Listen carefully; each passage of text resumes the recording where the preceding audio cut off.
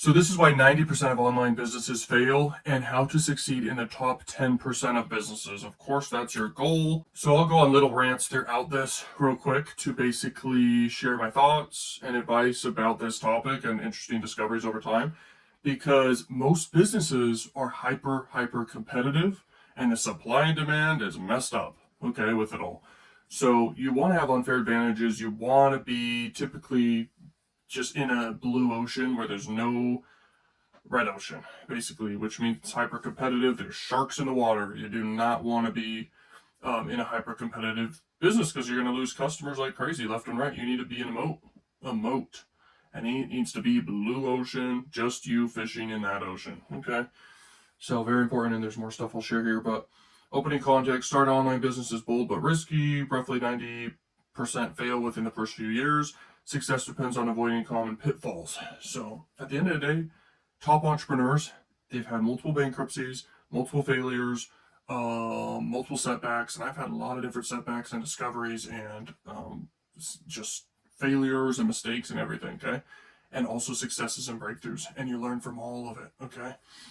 So running an online business is challenging, but not impossible, bro. Study failure patterns reveals key lessons, okay? So lack of a clear plan. If you don't plan like crazy, you lose. But also you need to take action while you plan and get new data on what to do. Because if you don't test your ideas fast, the speed, then you're not going to learn fast enough with the right information on what your plan is and what it'll do. Like test the stuff that you could test fast. If stuff requires taking a while to test it, then you got to be patient and test later and hope for the best, but prepare well because you want to not fail that much. If you could take tons of action and never fail, that would be a superpower. So plan and refine, refine it over time. Just plan, refine over time, test things, take action. You're going to get better. Now, marketing is everything. It's the fuel, it's the engine that makes sales happen, leads happen, and growth happen. Marketing is literally pretty much everything. You could have a horrible product, which you shouldn't. You want to have a quality product. If you have a bad product and you have great marketing, you will get tons of sales, for sure, without a doubt. But you want to have more customers and repeat buyers again and again and again for future product launches and everything. The goal is to be omnipresent as well. You don't want to really use one channel. When you're scaling with a team, get omnipresent and get omnipresent fast. Be on multiple platforms for real. Using paid ads to boost your best stuff is also good, I've learned. And that's definitely worked for me over time as well. Financial management is serious. Okay, watch your spending, keep costs low, high profit margins, watch your taxes, invest well, reinvest well, everything. Your finances matter, obviously. Money matters, manage your money.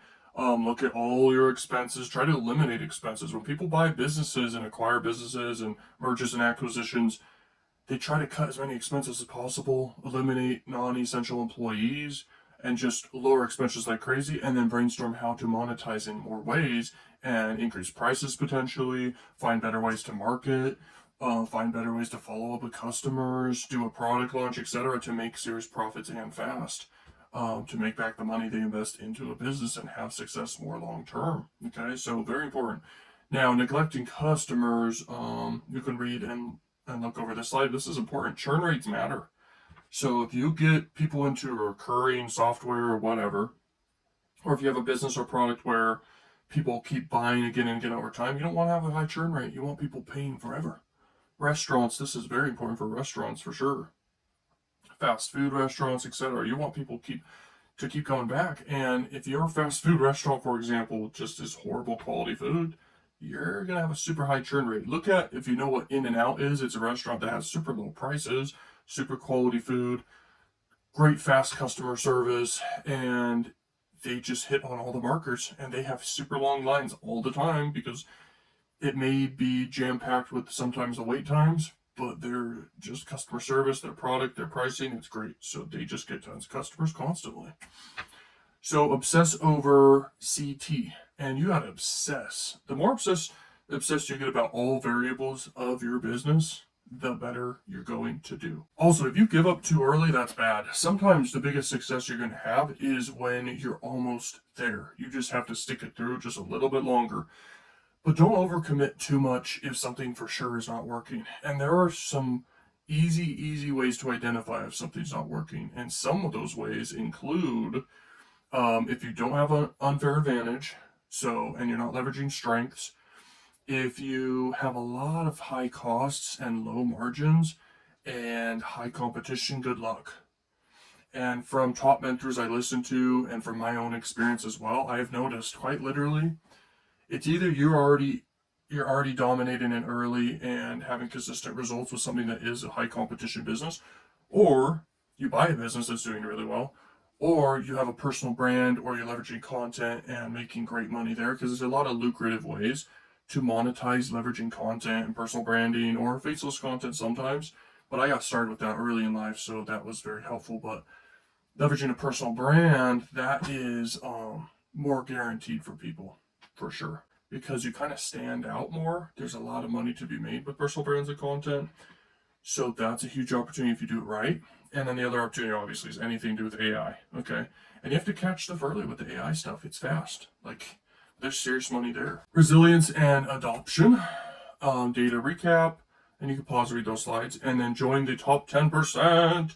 And then seriously, plan, take action, market like crazy, sell like crazy, watch your finances. Know who your customers are is a very big, important thing. Be resilient, don't give up, but know when to pivot for sure is very important. Now, here's a case study, for example. Started broad, slow sales, pivoted to eco-friendly dog niche, social and influencers in SEO and traction, service loyalty, and repeat revenue. So, key takeaways. Most failures are preventable, okay?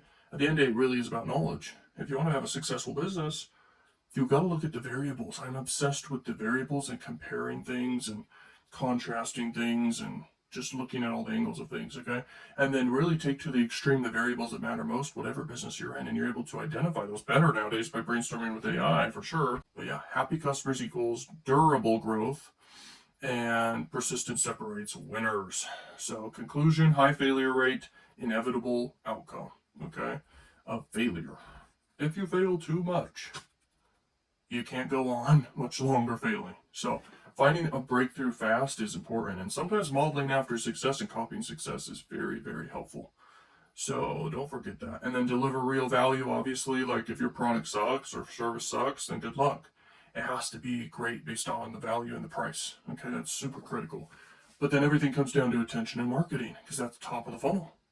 And then you get leads, and then you get sales. And if you can crush it with the marketing, you can really win.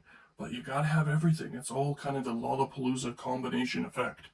You gotta combine many factors to have one thing that works great. And in this case, a business that works great. So there you go. Hopefully you enjoyed this, and peace out.